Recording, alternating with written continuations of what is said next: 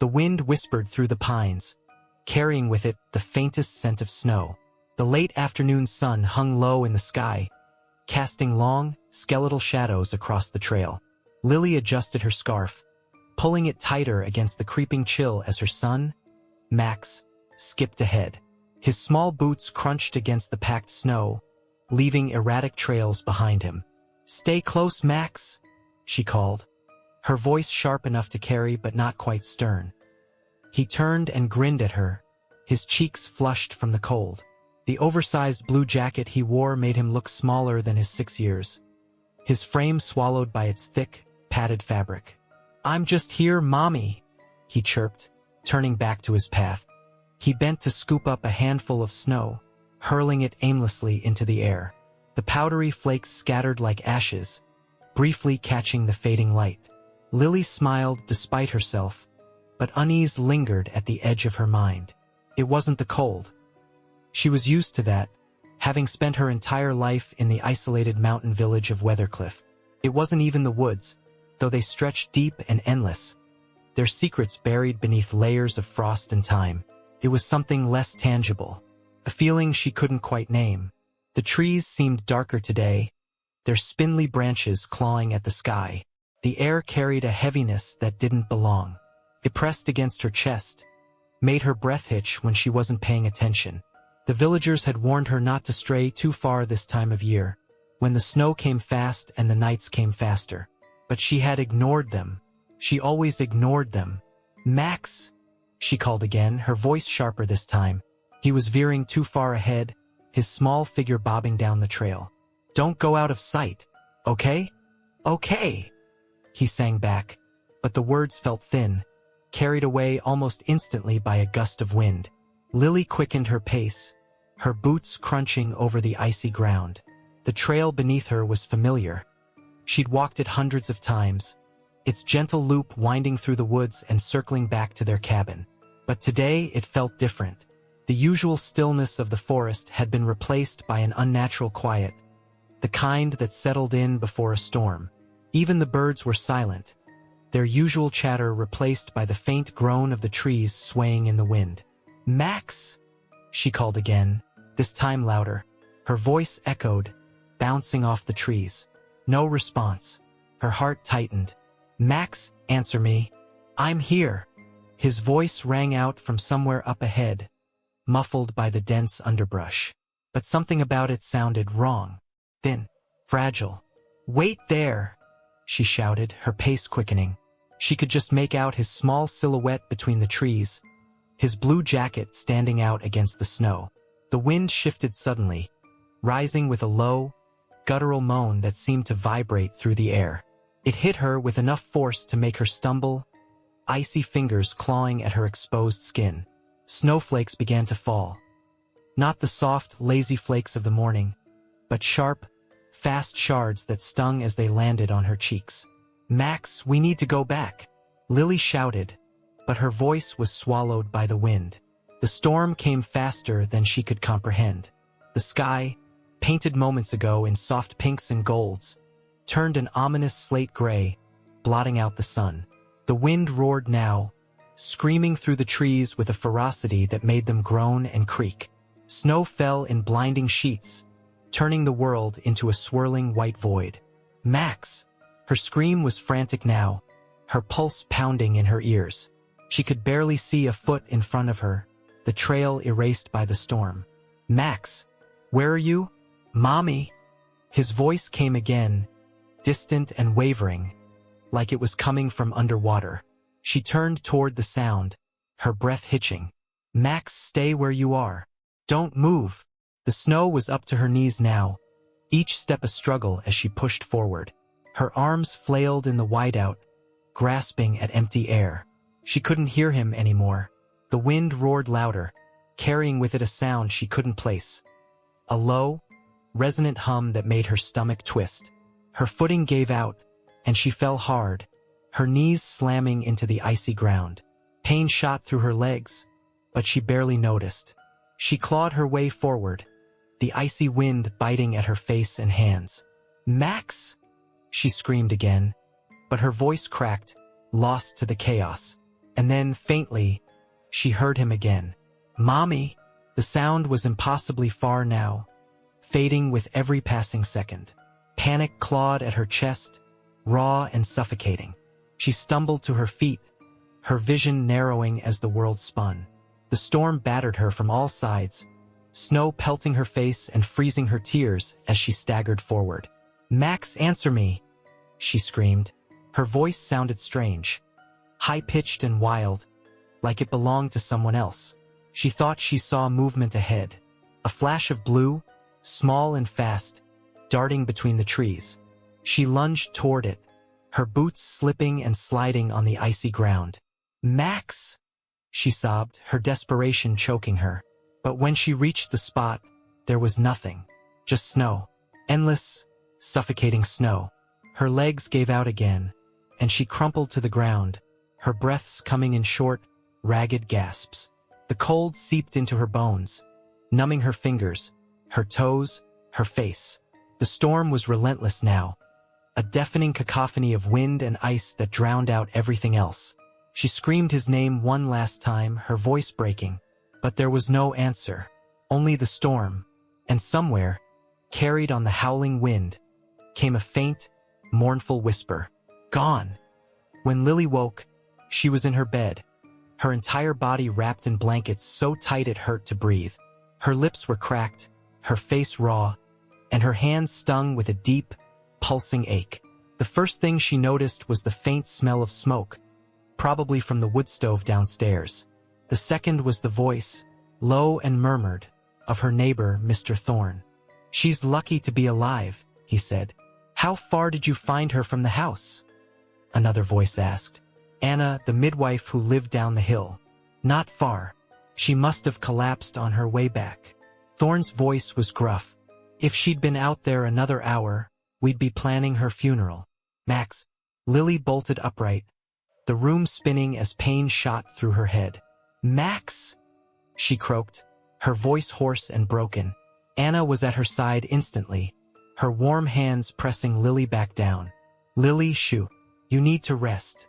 "No!" Lily pushed her away, her strength weak but fueled by panic. "Where's Max? Did you find him?" Anna's eyes darted toward Thorne, who stood by the doorway, his weathered face ashen.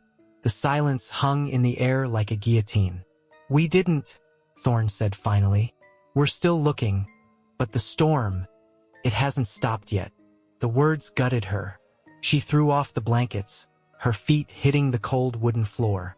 "I have to go back out there. He's out there. He's probably hiding under a tree or—" "Lily, no." Anna grabbed her arm. "You'll die if you go back out in that storm. Let them search. They won't find him." Lily screamed, yanking free. "He's my son. I know where he might be. I can't just sit here." Her legs gave out beneath her, and she crumpled to the floor. The strength drained from her, leaving only the hollow, aching pit of guilt in her chest. She had lost him. She had let him slip away. And now he was alone. The storm didn't let up for 3 days. The village men formed search parties, combing the forest when the winds allowed.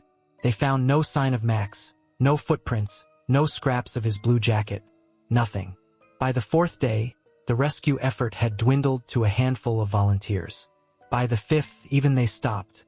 "Too much snow," Thorne said quietly when Lily cornered him at the general store. His face, weathered from years of mountain life, betrayed the pity he tried to hide. "We can't keep risking lives." I'm sorry, Lily." She didn't respond. She just stared past him, her face pale and drawn. Her eyes, once warm and full of life, had taken on a glassy, hollow sheen. She turned and walked out of the store without another word. Lily didn't stop. Every morning, before the sun rose, she bundled herself in layers and went back to the trail where she'd last seen him. Armed with a shovel and pickaxe, she began digging through the snow. It didn't matter that her hands bled or that her back screamed with pain. She dug until she couldn't feel her fingers, until her body collapsed from exhaustion. When villagers passed her, they offered condolences, sometimes awkward words of encouragement. Others whispered behind her back, "She's losing her mind," one woman muttered. "She's grieving," Anna snapped in reply. But even Anna's voice was tinged with unease. Lily ignored them all. She returned to the woods every day, consumed by the single thought that haunted her every waking moment. "He's out there. He's waiting for me." The first corpse she found was almost a relief. She had been digging near the base of an ancient pine, convinced she'd spotted a scrap of blue fabric in the snow. Her hands worked frantically, the shovel cutting into the frozen ground beneath the drifts. When she hit something solid, her breath caught. "Max?" she whispered, clawing away the last layers of ice with her bare hands. Her fingers brushed against something cold and rigid skin. She yanked her hands back in horror, then forced herself to look. It wasn't Max. It was a man. His face was gray and bloated, his features frozen in a grotesque grimace. He was dressed in a tattered wool coat, the kind her grandfather might have worn. His eyes were open, glassy and clouded with frost. Lily staggered back, her stomach lurching. The shovel slipped from her hands and clattered against the frozen ground. She tried to convince herself it was a fluke, an old hunter, maybe lost to the elements years ago. But the sight of him, so perfectly preserved in the ice, filled her with a nameless dread. And then she found another, and another.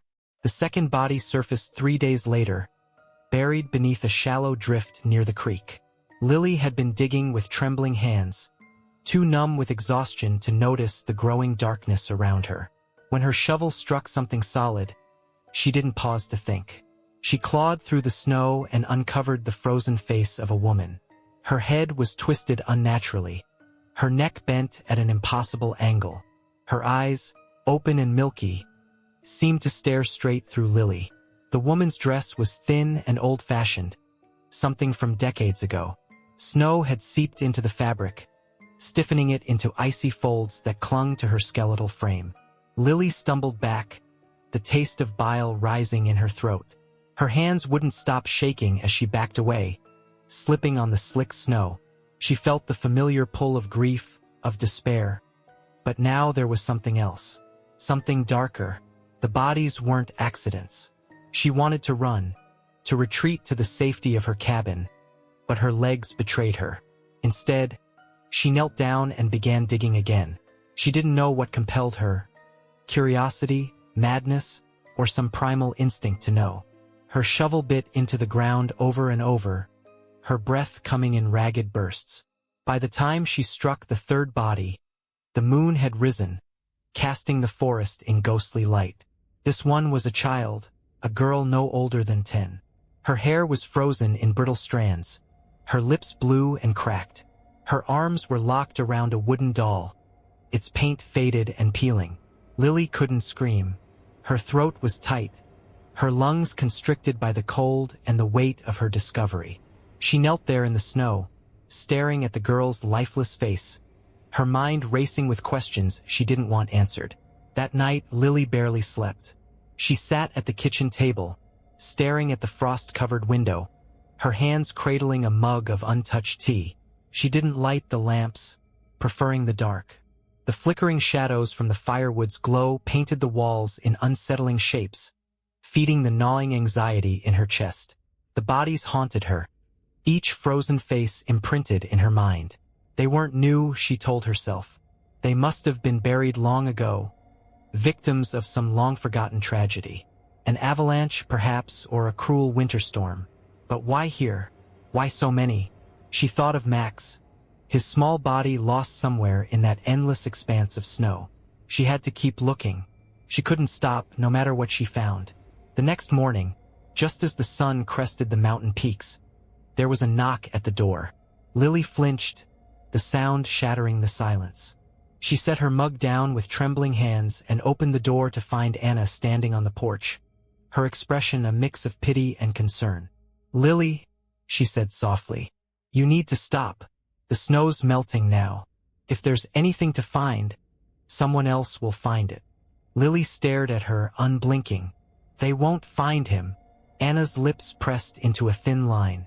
"I know you're hurting, but this isn't healthy. People are worried about you." I found bodies, Lily said abruptly. Her voice was hoarse, almost a whisper. In the woods. 3 of them. Anna froze, her face going pale. What? They're buried in the snow.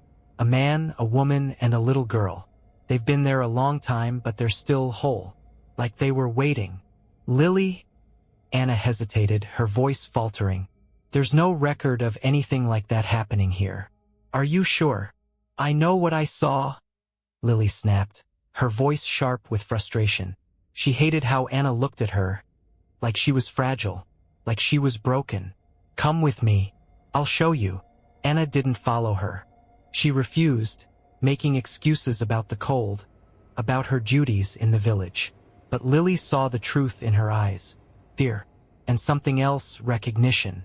Lily returned to the woods alone that afternoon, her shovel slung over her shoulder. The air was still, the snow crunching under her boots as she followed the trail toward the creek. She avoided the spots where she'd uncovered the bodies, not out of fear, but because she couldn't bear to see them again. But the woods weren't silent. As she dug near another old tree, she heard whispers on the wind. At first, she thought it was her imagination, the product of too many sleepless nights and too much grief. But the voices grew louder, overlapping in a cacophony of low murmurs that seemed to rise and fall with the shifting air. Here! Don't leave! Help! Lily froze, her breath catching in her throat. She turned slowly, scanning the forest. The trees stood silent, their branches heavy with snow. But the voices didn't stop. Her hands clenched the shovel tighter. Who's there? The wind howled in response, the sound rising into a wail. Lily stumbled back, her chest tightening as panic gripped her. She looked down at the hole she had been digging and saw something glinting beneath the snow. A fragment of blue fabric. Her heart leapt. Max! She dropped to her knees, clawing at the snow with her bare hands. She didn't feel the cold anymore. Her fingers bled as she pulled at the icy layers, her desperation growing with every second. But what she uncovered wasn't Max. It was another body. The corpse was unlike the others. This one was fresher. The skin was waxy and pale, but it hadn't taken on the bloated, frostbitten look of the older bodies. The man was dressed in modern clothing, a heavy parka and sturdy boots, caked in ice. His hands were clenched into fists, his face frozen in a mask of terror. Around his neck was a silver pendant, glinting faintly in the dim light. Lily recoiled, scrambling back in the snow. Her breath came in shallow gasps, and her mind raced. This man hadn't been here long. Days, maybe weeks at most. Someone's been here. Someone else has died. The realization sent a fresh wave of dread washing over her. She glanced around the forest, half expecting to see a figure watching her from the shadows. But the woods were empty. Only the relentless whisper of the wind surrounded her, rising and falling like a sinister lullaby. She forced herself to look at the body again. There was something wrong about the way he was lying. His arms outstretched, his head tilted toward the sky. His face, though twisted in fear, seemed to be looking at something. Lily's gaze followed his. Above, the canopy of snow-laden branches stretched like skeletal fingers toward the gray sky. But there was nothing unusual, nothing that explained the terror etched into the man's features. And then she saw it. At the base of a nearby tree, partially obscured by snow, was a dark hole. It wasn't natural, it was too clean, too deliberate. The edges were lined with jagged rocks, like teeth. The opening descended into blackness, its depths impossible to see. Lily's stomach turned as she stared at the hole, her body frozen with a primal sense of wrongness. The whispers on the wind grew louder, more distinct, their tone urgent and pleading. Don't go! Stay away! But beneath the warnings, another voice emerged, clearer, more familiar. Mommy! Her heart stopped. The word was faint but unmistakable, carried on the wind like a fragile thread. Lily's lips trembled as she stumbled to her feet, her legs unsteady beneath her. She staggered toward the hole, drawn forward by the sound. Max? She whispered, her voice cracking. Baby, is that you? Mommy? The voice repeated, stronger this time. It was him. It had to be him. Lily fell to her knees at the edge of the hole, peering into the darkness. The cold air rising from its depths was different, sharp and acrid, tinged with a metallic scent that made her stomach churn. But she didn't care. She would go anywhere, face anything to bring her son back.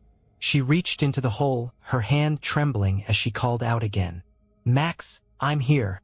I'm coming. The whispers stopped. The forest went silent, as if holding its breath. And then, from the darkness, a hand reached up. It wasn't Max's. The hand was gray and thin, the skin stretched taut over bones. Long, jagged nails protruded from its fingertips, cracked and yellowed. It moved with unnatural speed, latching onto Lily's wrist before she could react. She screamed, trying to pull away, but the grip was impossibly strong. Her nails scraped at the frozen ground as the thing in the hole began to pull, dragging her toward the gaping maw. The whispers started again, louder now, their voices overlapping in a chaotic, frantic symphony. Let her go. Run. Don't listen. Lily thrashed, her panic turning to blind terror. She could feel the cold seeping into her arm, spreading like venom through her veins. She kicked out with her legs, her boots finding purchase on the rocks. With a desperate cry, she yanked herself free, the force sending her sprawling backward into the snow. She scrambled away, clutching her wrist.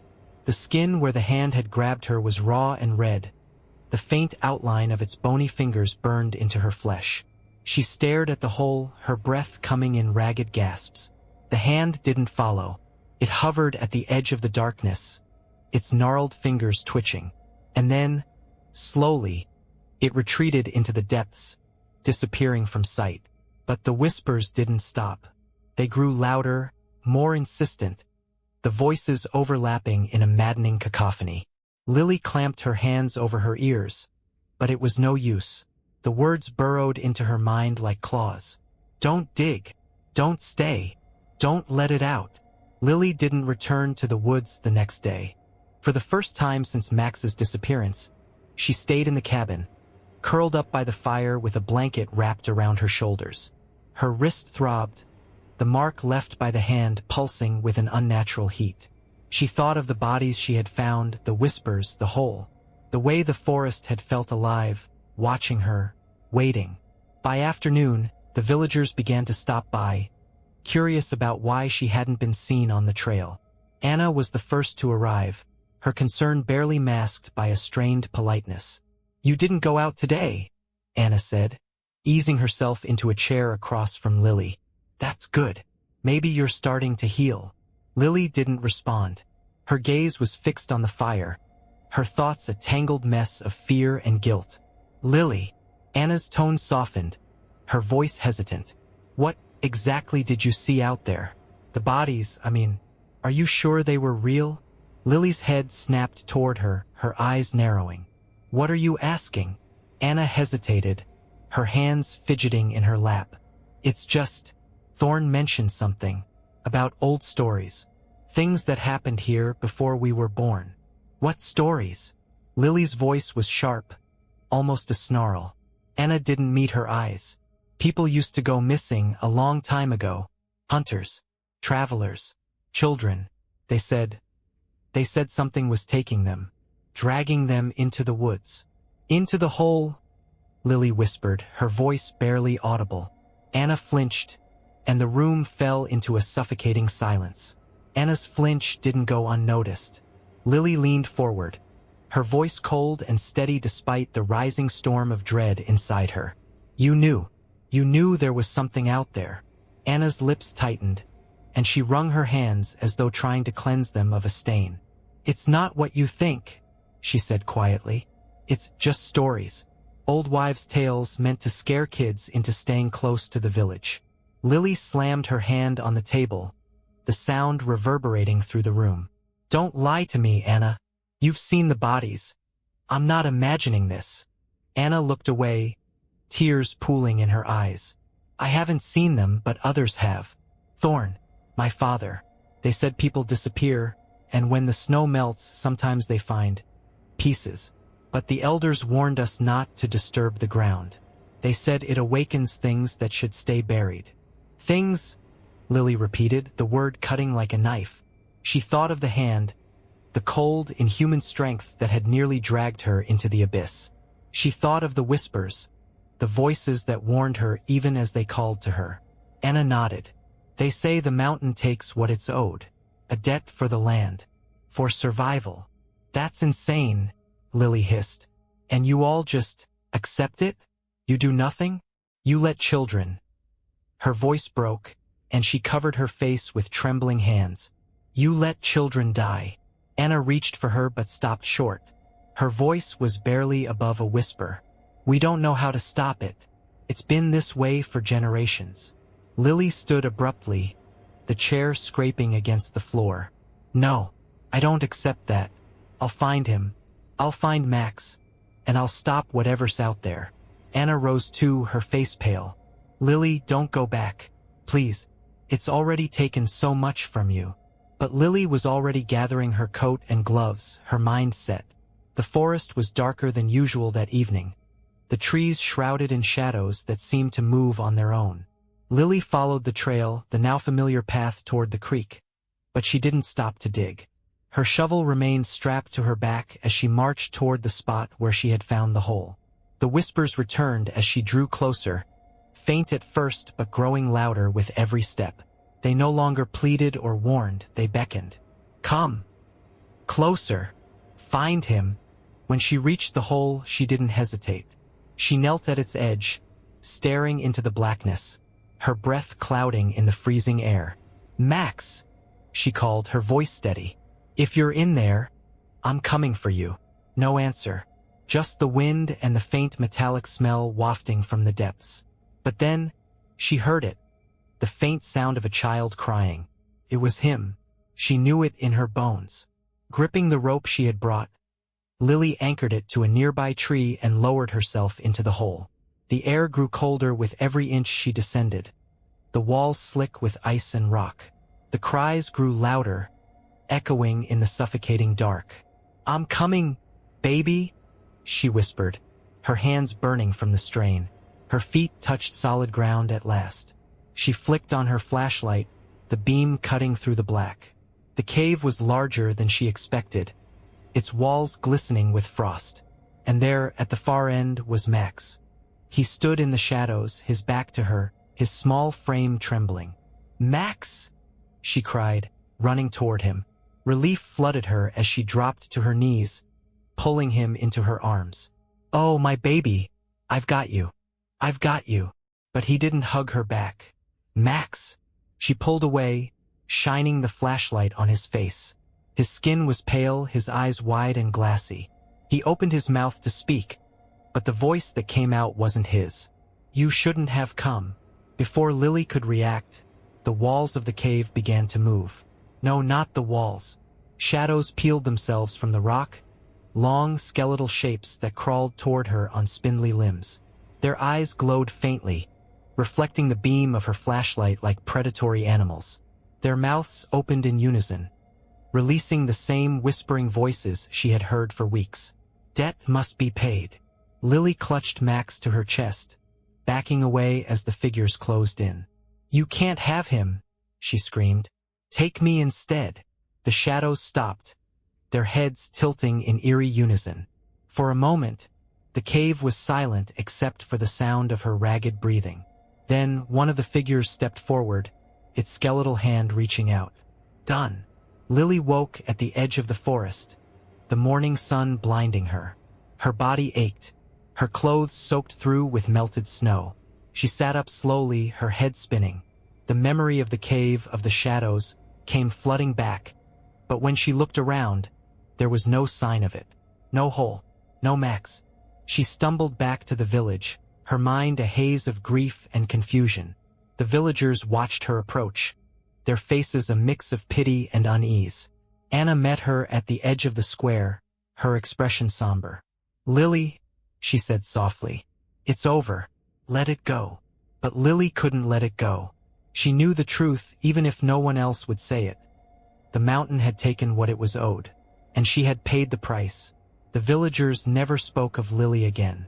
They whispered about her disappearance in hushed tones, their words laced with fear and guilt.